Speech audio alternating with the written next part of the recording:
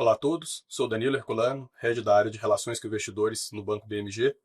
Estamos de volta com mais uma temporada do Papo com RI, uma série de podcasts que sempre trazem executivos do banco para aprofundar sobre os negócios do BMG.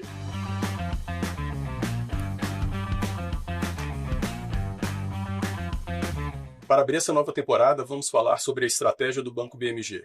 E para isso, convidei o Félix Cardamone, nosso CEO. Félix tem uma experiência sólida no mercado financeiro e de meios de pagamento. Foi vice-presidente do Banco ABN Real e Santander Brasil, e presidente do Banco Fibra e Connect Car. Félix, obrigado por aceitar esse convite, seja muito bem-vindo. Obrigado, Danilo. E para começar essa série de podcast, fazendo a primeira pergunta, acho que já se passaram um pouco mais de 2 anos, desde o início do seu mandato. Foram anos intensos com um mercado muito desafiador e transformações internas bem importantes. Como que você resumiria esse período à frente do BMG? Olha, primeiro eu fiquei extremamente surpreso com a força da marca BMG.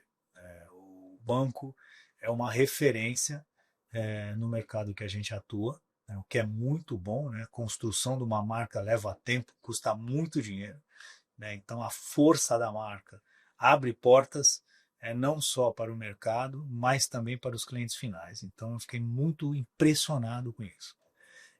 Outro ponto super importante é a nossa rede de franquias e a qualidade do nosso atendimento. Então, também eram fortalezas muito importantes. É uma base de clientes bastante sólida, né? E dali a gente começou a construir, né, o processo de reposicionamento do banco, né, que a gente chamou de volta às suas raízes, ou back to basics, né, que é ser um banco focado no público 50 a mais, classe C e D, né, onde a gente tem toda essa reputação, né, a gente é referência no mercado, então isso é muito importante. Arredondar a experiência dos nossos clientes, né, através de uma melhora de produtos e serviços, e, consequentemente, a gente trazer uma maior retenção de satisfação e rentabilidade para o banco. Claramente, a gente continua investindo bastante na nossa plataforma tecnológica, operacional, de dados, de segurança de informação, de cyber, porque são pilares fundamentais para o banco poder crescer, né? Precisamos ter cada vez mais uma disciplina de execução, né? E mudar um pouco a nossa visão de produto-canal, né? E colocar o cliente no centro das nossas atenções. Então, assim, o banco fez uma série de melhorias, né? De trazer de volta o resultado operacional positivo, de melhorar a qualidade da nossa carteira, de nos expormos mais ao mercado para mostrar esse projeto, para fazer com que a nossa ação valorize, que o nosso custo de funding caia, né? Então é uma grande jornada que eu acho que esses anos foram muito legais, apesar de um mercado extremamente desafiador, né? A margem do crédito consignado é a mais baixa dos últimos 15 anos, e isso obviamente prejudica a rentabilidade do banco, mas por outro lado força a gente a ter cada vez mais eficiência operacional, automatizar processos, né, diminuir os riscos operacionais, as perdas operacionais do banco, melhorar a qualidade do crédito e assim por diante. Então, assim, não tem uma bala de prata, né, mas a gente tem que estar olhando tudo o tempo inteiro e estar com o time muito bem engajado, alinhado com a estratégia e identificando sempre oportunidades de melhoria, até porque o mercado é muito dinâmico. É interessante escutar, Félix, porque um dos pontos que você fala muito para os executivos é a cultura de dados, né? E cada um desses pontos, se o investidor, se o nosso ouvinte aqui pegar e olhar a DRE do banco, olhar o material de RI, ele vai conseguir ver melhoras consistentes em cada uma dessas avenidas que você falou. E olhando para o mercado hoje, assim, de uma forma específica, né? O que você considera sendo os principais desafios? Olha, Danilo, o mercado está extremamente desafiador, né? Com margens bastante apertadas, né? A gente tem, né, um foco no crédito consignado, mas a gente está trabalhando também na diversificação, então nós estamos indo para o consignado público, nós estamos indo para o consignado privado, né, que é um mercado que a gente pouco explora, mas tem a ver com o nosso DNA. Hoje, né, nós estamos passando aqui por esses problemas aí do INSS, isso está prejudicando a nossa produção, mas eu vejo com bons olhos, né? quanto mais ético, mais transparente esse mercado for, mais previsível esse mercado for, melhor para todo mundo, né? Melhor para quem faz as coisas certas do jeito certo. Então eu vejo assim que todos os indicadores vêm melhorando, né? Um cenário desafiador para 2025. Existe essa crise que está sendo endereçada, né, nas questões das associações, do INSS, etc. Mas eu vejo que no médio prazo, né, esse mercado vai ficar um mercado muito mais saudável, né? E aí a gente tem total condição de crescer de uma forma bastante sustentável, até porque esse é o nosso DNA, né? Não só cuidar do cliente, mas tem que trazer resultado e fazer as coisas certas do jeito certo. E essa frase sua, eu gosto muito dela. Eu até uso. A gente estava em roadshow recente, pós-divulgação, que o turnaround do banco está acontecendo nos momentos mais desafiadores, né? Então isso fica evidente nessas respostas, fica evidente nessa construção. E você abriu essa divulgação do quarto trimestre, né, a nossa última divulgação, falando muito do. Foi o quarto TRI que se abriu as avenidas estratégicas de 2025. Uhum. Como que você resumiria ela, Félix, para a gente? Olha, essas avenidas para a partir de 2025, né, é parte da evolução do banco. Então, quando você olha a questão de aumentar o mercado endereçável, né, o que significa isso? Eu preciso ter clientes, né? Consequentemente, eu tenho que aumentar o meu público-alvo.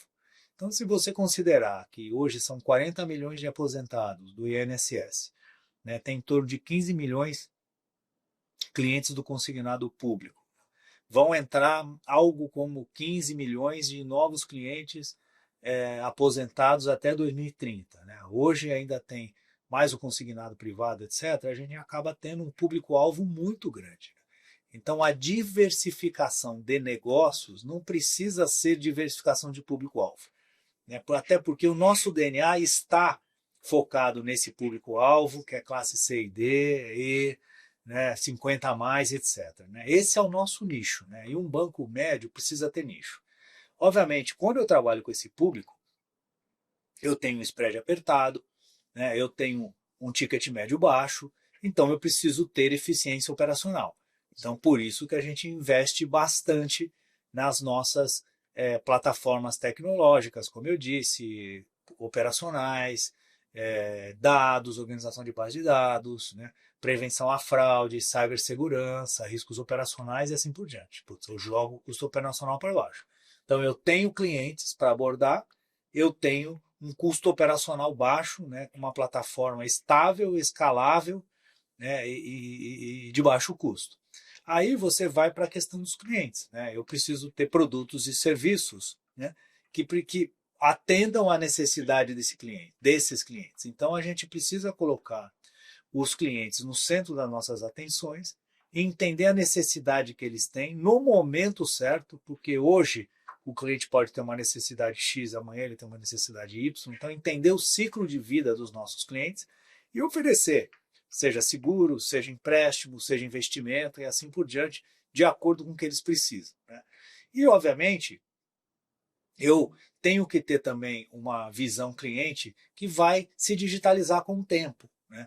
Então, eu preciso ter uma boa régua de CRM para relacionar com o cliente, eu preciso ter um bom app, né? Eu preciso ter ferramentas de inteligência artificial que eu consiga interagir com esse público e integrar os nossos canais, né? Que é por onde esse cliente vai entrar.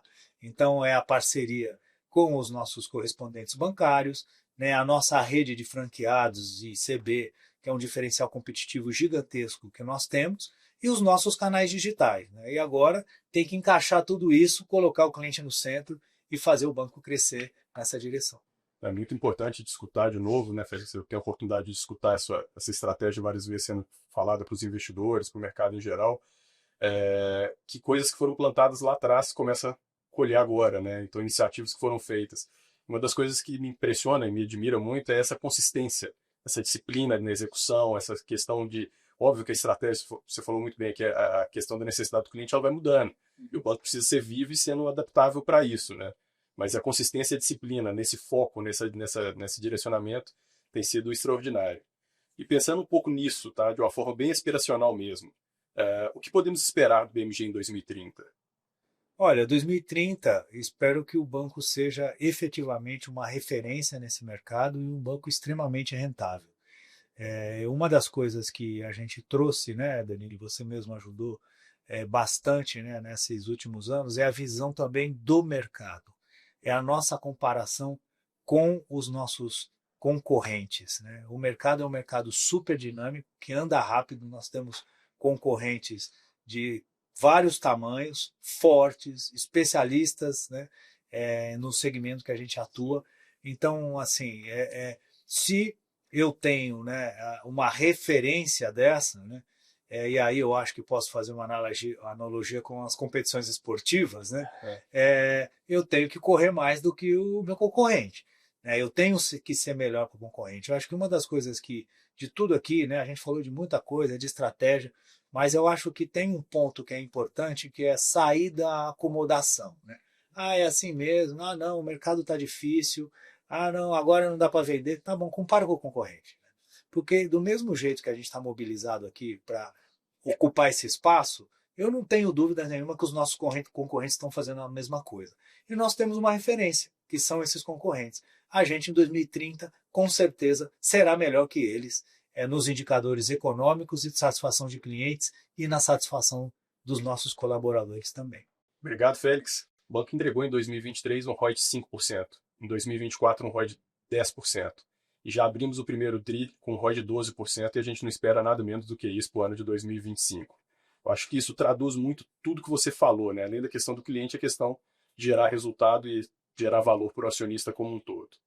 Mais uma vez, obrigado pela sua presença aqui hoje. Eu que agradeço. Obrigado pela oportunidade. Obrigado, pessoal.